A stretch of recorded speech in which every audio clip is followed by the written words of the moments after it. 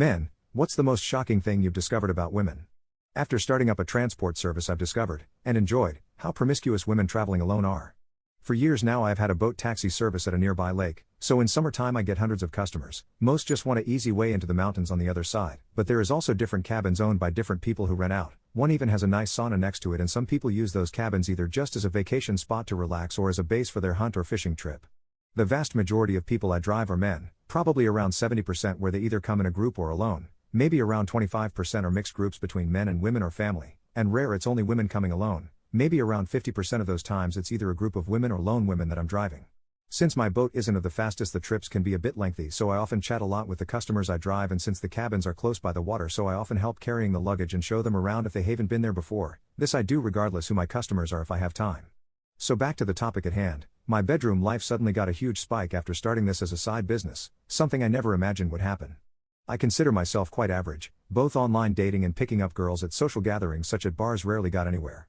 The first time I drove a girl who was traveling alone, she was someone who was hiking across the mountain and was renting a cabin there for the night. Somehow I ended up accompanying her that night. At the time I did feel a bit bad about it because she had previously said she did have a boyfriend. I thought this was rare one-time thing, but ended up being quite wrong. Some weeks later I was at it again with a girl that I carried some luggage for up to the cabin, though didn't spend the night that time. My body count is probably around 170 now. With how rare I have only female customers, that is a large portion of them. What prompted me to write this post was because of the customer I had yesterday. She was German in her early 30s and doing a solo hike in nature before getting married. Throughout the entire boat trip all she talked about was how great and how much she loved her fiancé, but that whole evening her focus was entirely on me and she seemed guilt-free about it when I left. This and many of the other experiences have kinda just been reinforcing my thoughts that if I do get a wife I probably won't be trusting her with traveling alone on vacation trips.